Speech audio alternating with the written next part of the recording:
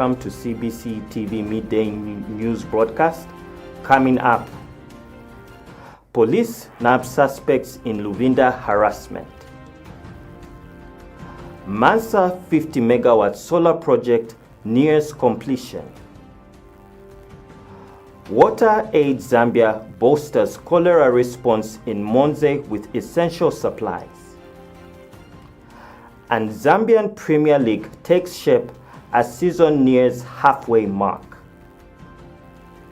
With the details, I'm Joel Chisompola. Police in Kabwe have arrested 7 men in connection with the November 19th incident at 3 Seasons Lodge, where Honorable Given Luvinda was allegedly harassed by a mob around midday. According to a statement issued yesterday, November 21st, the arrests followed an intelligence-led operation. All 7 suspects, aged between 20 and 40, are residents of Kabwe. They have been identified as Mbesuma Bernard, Edwin Mukwaila, and Mainza Monga of Kamuchanga Compound, Wesley Sichangala of Makululu, Sheni Mwanza, and Pascal Puta of Katondo, and Chokes Banda of High Ridge. Police say investigations are still underway and further updates will be provided. The suspects are in custody awaiting formal charges. Meanwhile, Honorable Luvinda has been invited to submit a formal statement to help complete the required case complaint procedures. The Zambia Police Service has reiterated its zero-tolerance stance on political violence and warns that all perpetrators will face the full force of the law. ZESCO Managing Director, Engineer Justin Longo, says the 50 megawatt solar power project in Mansa will significantly improve power stability in the district once it's connected to the national grid in December 2025. Speaking during a stakeholder engagement meeting with civic leaders, Engineer Longo highlighted Luapula Province's strong potential in agriculture and natural resources, noting that ZESCO is working to meet the region's growing electricity demand.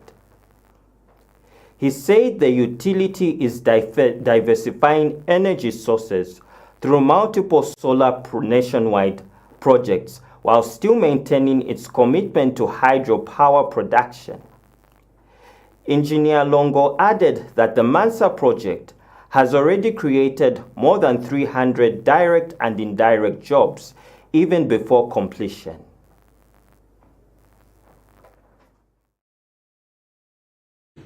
Our leaders and to engage with you openly and directly as a valued stakeholder. We are sincerely grateful for your time, especially now, as the year swiftly draws to a close and your responsibility intensifies. Yet this moment could not be more appropriate. It is the right time for us to sit together and confront, with honesty and clarity, the electricity deficit that is affecting progress and productivity not only here in Luapula Province, but across our nation. Luapula Province remains one of Zambia's most strategically positioned regions, rich in agricultural potential, abundant water bodies, and valuable mineral resources. These are not just statistics, they are pillars of economic prosperity. They are opportunities waiting to be unlocked, and this unlocking lies at the heart of the Zambian government's development agenda. The community places on us to help revive and sustain that momentum. Distinguished ladies and gentlemen, we understand the immense growth potential that lies especially in mining However, this potential cannot be realized without one critical enabler: reliable, stable, and expanded electricity infrastructure.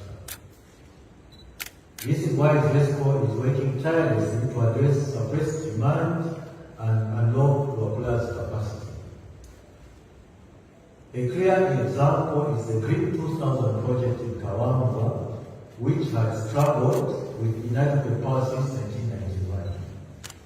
A few months ago, we completed the electrification of this project in a record 28 days, ending decades of dependency on costly diesel generation. This is the pace, commitment, and boldness we intend to carry forward. Distinguished ladies and gentlemen, despite the current energy challenges have placed pressure on our financial capacity, ZESCO has not slowed down. We have embarked on multiple projects aimed at closing the electricity deficit. We are pursuing quick wins, especially in solar, while supporting private sector investors aggressively developing coal and solar resources. WaterAid Zambia has joined forces with the Monze District Health Office to strengthen infection prevention measures and safeguard the local community. This week, the organization delivered a package of hygiene supplies to the District Health Office as part of its immediate cholera response effort. The items are intended to reinforce hand-washing protocols and environmental cleaning standards across health facilities, thereby protecting both patients and health workers. The assistance is being provided under WaterAid's Wash Revolution project, which seeks to ensure that health facilities have reliable water, sanitation, and hygiene services to prevent and control infectious diseases such as cholera. Acting District Health Director Ivan Zimvula emphasized the importance of coordinated action, stating that support would enhance frontline capacity to respond to the outbreak and underscore the value of strong partnerships in protecting public health. The delivery team comprised Hygiene Officer Kachushan Kosha, Technical Officer Alik Banda, and Davison Mwanza. WaterAid Zambia reiterated its commitment to collaborating with the Ministry of Health and local authorities to prevent and respond to disease outbreaks. By strengthening water, sanitation, and hygiene infrastructure in health facilities and communities, the organization said its aim is to reduce the spread of cholera and ultimately save lives. The agency's ongoing efforts reflect a broader strategy to improve resilience against future public health challenges. Zambia has renewed its commitment to ending all forms of gender-based violence, with a special focus on the rising threat of digital abuse. This was highlighted during the Intergenerational Forum for Women and Girls held at Mova Hotel in Kitwe on 21st November 2025. Gender Division Permanent Secretary Mainga Kabika said the forum held ahead of the 16 days of activism creates a vital space for young people to influence policy and national dialogue. She warned that while digital platforms offer new opportunities, they have also exposed women and girls to cyberbullying, harassment, and online exploitation. Director of Public Prosecutions Gilbert Piri described digital violence as a growing national concern. He called for stronger legal tools to track and prosecute offenders who hide behind online anonymity, reaffirming the National Prosecutions Authority to zero-tolerance approach to gender-based violence. And the Tezitezi Member of Parliament, Mutinta Twambo, urged young people to pursue leadership roles, noting that his own election to parliament at 36 should inspire more youth, especially girls, to engage in governance, WDCEs, and CDF committees. Supported by UNFPA and partners, the forum brought together government, civil society, and students to push for sustained action to make Zambia safer and more equal, online and offline.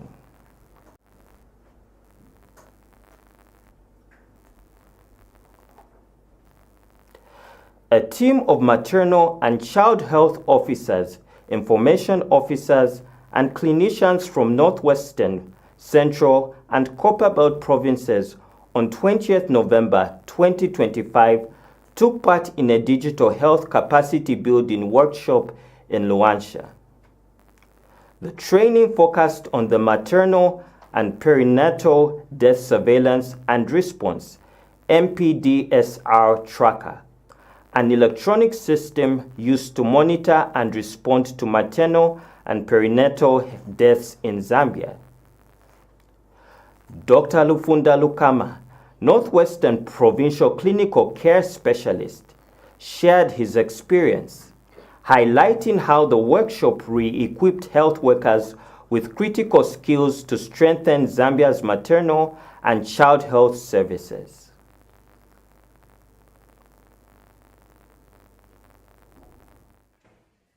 I am Dr. Lufunda Lukama, Clinical Care Specialist for Northwestern Province, based at the Provincial Health Office in Solwezi.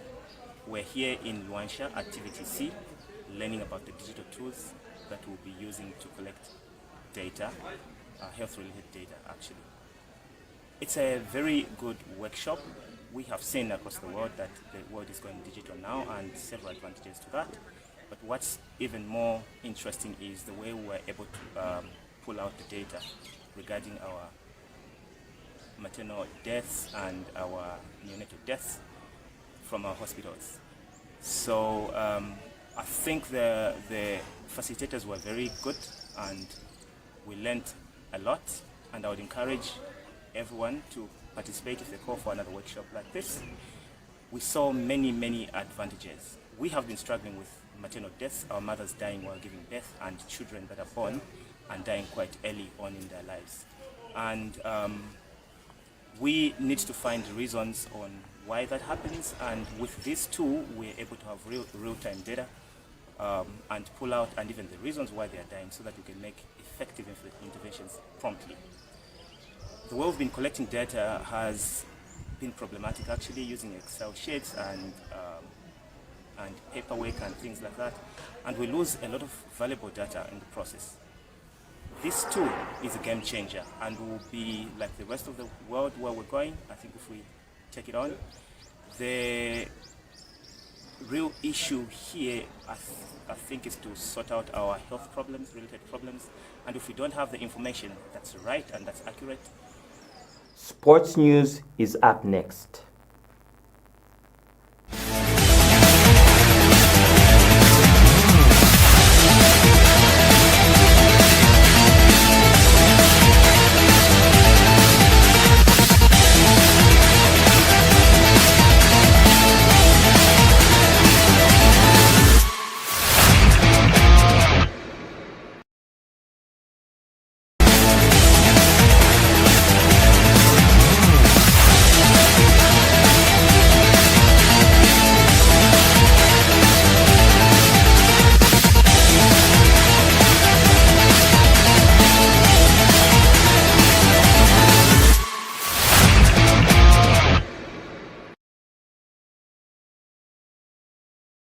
Good afternoon, you're still watching the Cbc TV Midday News, and this is Keva Singuni with the sports news. Let's take a look at the headlines that have been happening in the Zambian sports fraternity. Zambian Premier League takes shape at the season nears halfway mark. Also, Chipolopolo gears up for AFCON Morocco 2025. We also have Miracle Chipito, who is set for her Professional Fighters League debut. But also, Senior National Judo Championships are currently underway at Olympic Youth Development Center in Lusaka. But now, our focus today is the Zambian Premier League, and we take a look at the fixtures for week 12 as well as the log standings. Now, also, NAPSA Stars secured the scoreless draw between NAPSA as well as Nkwazi Football Club yesterday in Lusaka. But also, we have some of the matches that will be played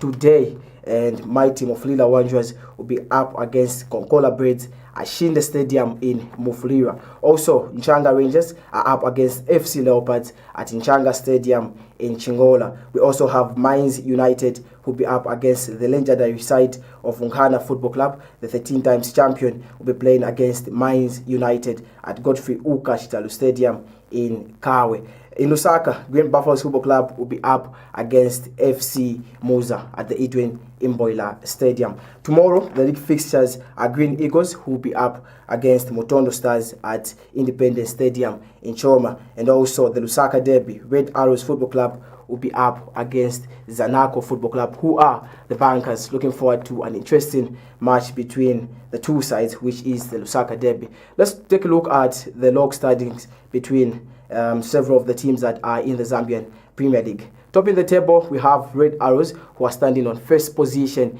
with 24 points, tied together with Zanaco, who are on second position, but also with 24 points. The only thing that is dividing the two sides is the goal difference. On third position, we have Power Dynamos Football Club, who are standing on 21 points. Cow Warriors are fourth on the log with 19 points. But we take a look at the bottom four, the teams that are fighting relegation. Kasanchi Dynamos are on 15th position with 9 points. Motondo Stars also are on 16th position and standing on 9 points as well. So they're also having a tie, Kasanchi Dynamos and Motondo Stars. The only thing that is separating the two teams is the goal difference. But we take a look at Nkana Football Club, the legendary side in terms of Zambian football, who are standing on the 17th position with 5 points. Bad race for Nkana in terms of Zambian football. They are yet to record any win after 12 games in the Zambian Premier League. The bottom of the table, we have Mines United, who are on 18th position with only 3 points. And now the Zambian Premier League takes to make sure that the week 12 records one of the interesting fixtures that we have. Especially, we are talking about Red Arrows Football Club, who will be up against Zanaco in the Lusaka Derby. Quite an interesting fixture to watch. And we also consider Mines United versus Nkana. The two teams are yet to record either a win, and we're looking forward to what the day will bring for the two sides. We look forward to which team will record their first win of the 2025-2026 Zambian Premier League. And this is Kefa Singuni with the CBC TV Sports segment. Continue watching the news.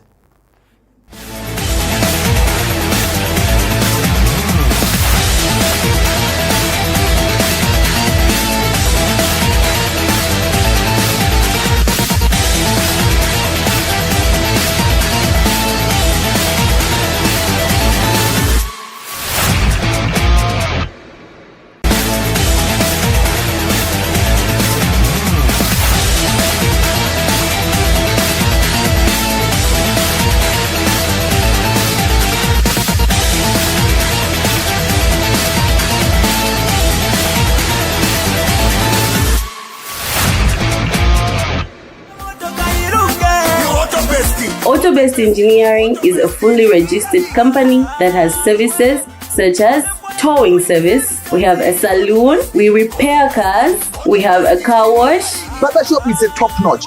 And many more. Auto-Based Engineering is the company which you can rely on. We touch any car. We are just at the corner of Pemba Road and Mosotunya Road. You know what? We deliver the best. Yes, we are growing very fast. It's a top-notch company ever in Zambia. When you come, wherever you are, whether you are in America, you come to visit Zambia, please just go to Google Map, type Auto-Based Engineering Group. It will take you where we are. Auto-Based is a one-stop shop. Come to Auto-Based Engineering, where the best is done. If you want to know where we're located along Mosotunya Road, just right at the corner of Pemba Road, Chilende South. If you want to contact us, you can call us on 0977 18 12 73. Auto-Based Engineering, doing what we know best.